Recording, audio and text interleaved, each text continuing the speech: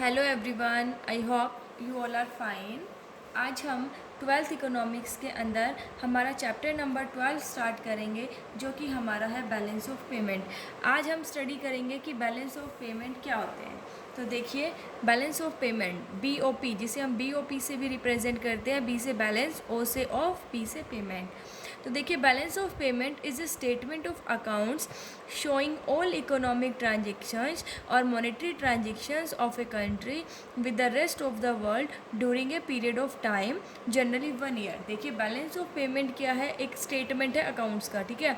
मतलब balance of payment जो है वो एक अकाउंटिंग स्टेटमेंट है जो क्या शो करती है कि एक देश एक साल के अंदर जो बाकी देशों के साथ, ठीक है, रेस्ट ऑफ द वर्ल्ड के साथ जो भी इकोनॉमिक ट्रांजेक्शन्स करता है, या फिर इकोनॉमिक ट्रांजेक्शन को मॉनेटरी ट्रांजेक्शन्स भी कहते हैं, जो भी मॉनेटरी ट्रांजेक्शन्स करता है तो उनका जो रिकॉर्ड है, जो स्टेटमेंट शो करती है, उसे हम बैलेंस ऑफ पेमेंट कहते हैं। देखिए, बैलेंस ऑफ पेमेंट क्या है? एक अकाउंटिंग स्टेटमेंट है या फिर स्टेटमेंट ऑफ अकाउंट है जिसके अंदर एक देश बाकी अदर देशों के साथ जितनी भी इकोनॉमिक ट्रांजेक्शन्स करता है, जनरली एक पीरियड ऑफ टाइम के अंदर, ठीक है, एक पीरियड ऑफ टाइम कितना, जनरली 1 ईयर हम कंसीडर करते हैं, तो उनके रिकॉर्ड को जो शो करता है उसे हम बैलेंस ऑफ पेमेंट कहते हैं। अब इकोनॉमिक ट्रांजेक्शन्स क्या होती है? जिनका पर्पज़ मनी अर्न करना होता है। देखो, जो मॉनेटरी ट्रांजेक्शन्स भी जिसे हम कहते हैं, ठीक है। सो बैलेंस ऑफ पेमेंट क्या है?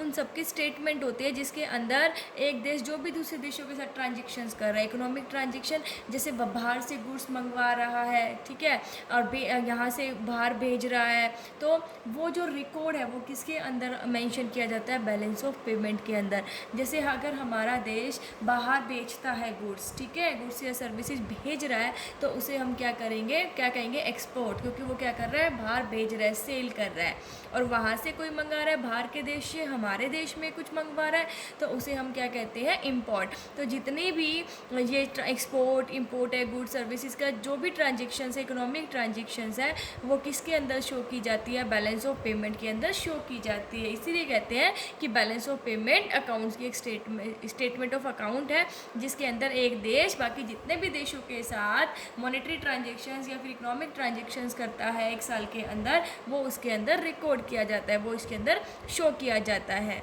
ठीक है। अब हम देखेंगे कि बैलेंस ऑफ पेमेंट के अंदर कौन कौन सी इकोनॉमिक ट्रांजेक्शन्स की जाती है। हमने बोला ना, इकोनॉमिक ट्रांजेक्शन जो कि मनी अर्न करने के पर्पज़ से की जाती है, लेकिन हम ये देखेंगे कि बैलेंस ऑफ पेमेंट के अंदर कौन कौन सी है इकोनॉमिक ट्रांजेक्शन, किस किस को जो है वो हम इंक्लूड करते हैं। सो देखिए, सबसे पहले हमारा विजिबल ट्रेड। देखिए, विजिबल का मतलब क्या होगा कि जिसको हम देख सकते हैं, है ना, टच कर सकते हैं, देख सकते हैं। सो अब देखो, विजिबल ट्रेड के अंदर क्या इंक्लूड किया जाता है? It includes export and import of all type of physical goods. देखिए, विजिबल जिसको हम देख सकते हैं, टच कर सकते हैं, ठीक है, तो अब वो किसको, हम किसको? गुड्स को टच कर सकते हैं, देख भी सकते हैं। तो विजिबल ट्रेड के अंदर क्या आएगा? जितने भी फिजिकल गुड्स जो होते हैं, ठीक है, जिनको हम देख सकते हैं, टच कर सकते हैं, उनका जब हम एक्सपोर्ट एंड इंपोर्ट करते हैं, मतलब अगर एक्सपोर्ट और इंपोर्ट कर रहे हैं फिजिकल गुड्स का, तो वो सारा विजिबल ट्रेड के अंदर इंक्लूड किया जाता है। क्योंकि अभी हम क्या पढ़ रहे हैं कि बैलेंस ऑफ पेमेंट के अंदर हम कौन कौन सी इकोनॉमिक ट्रांजेक्शन्स को लेते हैं, ठीक है। तो जितने भी फिजिकल गुड्स हैं हमारे, उनका जो हम एक्सपोर्ट और इंपोर्ट करते हैं, वो विजिबल ट्रेड के अंदर इंक्लूड किया जाता है। अब नेक्स्ट आता है इनविजिबल। इनविजिबल का मतलब क्या होगा? कि जिसको हम देख नहीं सकते, ठीक है, टच नहीं कर सकते। तो इनविजिबल ट्रेड के अंदर क्या होगा? जितनी भी हमारी सर्विसेज है, ठीक है, अब services like insurance services, banking services, तो जो इनविजिबल ट्रेड है वो भी इसके अंदर जो हम करते हैं, ठीक है, इनविजिबल जो सर्विसेज का ट्रेड करते हैं, वो भी बैलेंस ऑफ पेमेंट के अंदर शो किया जाता है, ठीक है। और वो किसके अंदर कंसीडर किया जाता है? इनविजिबल ट्रेड के अंदर, क्योंकि यहाँ पर हम सर्विसेज को ना टच कर सकते हैं ना देख सकते हैं, ठीक है, इसलिए इसे इनविजिबल ट्रेड के अंदर कंसीडर किया जाता है। नेक्स्ट आता है हमारा जो हमारे कैपिटल ट्रांसफ़र्स होते हैं। कैपिटल ट्रांसफ़र मतलब जिसके अंदर एसेट्स की ओनरशिप ट्रांसफ़र की जाती है ना, एसेट्स को ट्रांसफ़र किया जाता है, उनकी ओनरशिप जो है वो ट्रांसफ़र की जाती है, वो हम कैपिटल ट्रांसफ़र्स के अंदर इंक्लूड करते हैं। जैसे कि जो हमारे फाइनेंशियल एसेट्स हैं, उनकी जो हम इंटरनेशनल सेल एंड परचेज़ करते हैं ना, इंटरनेशनल सेल एंड परचेज जो करते हैं फाइनेंशियल एसेट लाइक हमारे स्टॉक्स, बॉन्ड्स, ठीक है, ये सारे हमारे फाइनेंशियल एसेट्स एसेट्स के अंदर इंक्लूड किए जाते हैं। तो जब हम फाइनेंशियल एसेट्स की सेल एंड परचेज करते हैं इंटरनेशनली, तो वो हम कैपिटल ट्रांसफ़र के अंदर लेते हैं, क्योंकि कैपिटल ट्रांसफ़र के अंदर क्या लेते हैं, एसेट्स को कंसीडर किया जाता है जिसके अंदर ऑनरशिप जो है एसेट्स की वो ट्रांसफ़र होती है, चेंज होती है। नेक्स्ट है जैसे रियल जो एसेट्स होते हैं उनका जब हम सेल एंड परचेज करते हैं, लाइक प्लांट मशीनरी, बाहर से कोई मशीनरी मंगवा ली या यहाँ से किसी ने ख़रीद ली, ठीक है, दूसरे देश में, तो वो जो हम रियल एसेट्स का सेल एंड परचेज करते हैं इंटरनेशनली बात है, ठीक है, कि एक देश से दूसरे देश में जब हम करते हैं तो वो किसके अंदर लिया जाता है, कैपिटल ट्रांसफ़र के अंदर, क्योंकि यहाँ पर जो एसेट्स की ऑनरशिप है वो ट्रांसफ़र हो जाती है, ठीक है। तो जो ये क्या कहते हैं, बैलेंस ऑफ पेमेंट के अंदर कैपिटल ट्रांसफ़र्स को भी इंक्लूड किया जाता है। अब नेक्स्ट आता है यूनिलेटरल ट्रांसफ़र्स।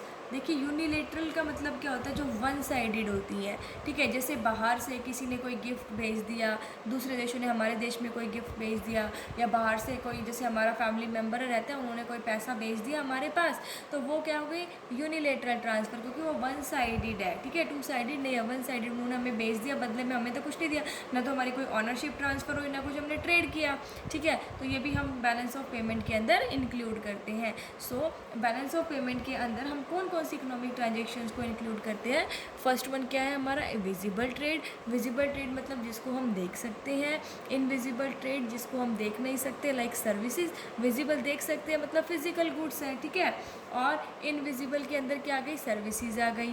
कैपिटल ट्रांसफर्स के अंदर जो एसेट्स हैं उनकी जो ओनरशिप चेंज होती है, जैसे फाइनेंशियल एसेट्स को की सेल एंड परचेज करते हैं, रियल एसेट्स की सेल एंड परचेज करते हैं। और नेक्स्ट आता है हमारा यूनिलेटरल ट्रांसफर्स। यूनिलेटरल ट्रांसफर्स कौन से होते हैं, जो हमारी वन साइडेड होती हैं। अगर हम बात करें बैलेंस ऑफ पेमेंट अकाउंट के कंपोनेंट्स कौन कौन से होते हैं, सो कंपोनेंट्स 3 है। फर्स्ट है हमारा करंट अकाउंट, सेकंड होता है कैपिटल अकाउंट, और थर्ड होता है ऑफिशियल रिजर्व अकाउंट, ठीक है। तो बैलेंस ऑफ पेमेंट के ये 3 कंपोनेंट्स हैं। सो आज आपको इतना ही करना है कि बैलेंस ऑफ पेमेंट का मीनिंग और बैलेंस ऑफ पेमेंट के अंदर हम कौन कौन से इकोनॉमिक ट्रांजेक्शन्स को इंक्लूड करते हैं। जो बैलेंस ऑफ पेमेंट के कंपोनेंट्स हैं वो हम अपनी नेक्स्ट वीडियो के अंदर करेंगे। सो ये ध्यान रखना, ये बहुत इंपॉर्टेंट टॉपिक है कि बैलेंस ऑफ पेमेंट वो स्टेटमेंट है अकाउंट का जिसके अंदर एक देश बाकी जितने भी देशों के साथ जो भी इकोनॉमिक ट्रांजेक्शन्स करता है एक साल के अंदर, उन सब का जो रिकॉर्ड है, ठीक है, वो बैलेंस ऑफ पेमेंट के अंदर दिखाया जाता है। बैलेंस ऑफ पेमेंट जो है वो शो करता है, और इसके अंदर हम कौन कौन सी ट्रांजेक्शन्स करते हैं। विजिबल ट्रेड मतलब गुड्स की, सर्विसेज की, कैपिटल ट्रांसफ़र जिसमें हम एसेट्स को चेंज करते हैं, एसेट्स की ऑनरशिप चेंज होती है। उसके बाद जो यूनिलेटरल ट्रांसफर्स होते हैं हमारी वन साइडेड। तो ये 4 चीज़ हमें ध्यान रखनी है, visible trade, invisible trade, capital transfers और यूनिलेटरल ट्रांसफर्स, ये चारों हम इसके अंदर इंक्लूड करते हैं। कंपोनेंट्स हमारे 3 हैं, current account, capital account and official reserve account. ये हम अपनी लास्ट वीडियो के अंदर करेंगे। आई होप आपको समझ आ गया होगा। Thank you, stay safe, stay home.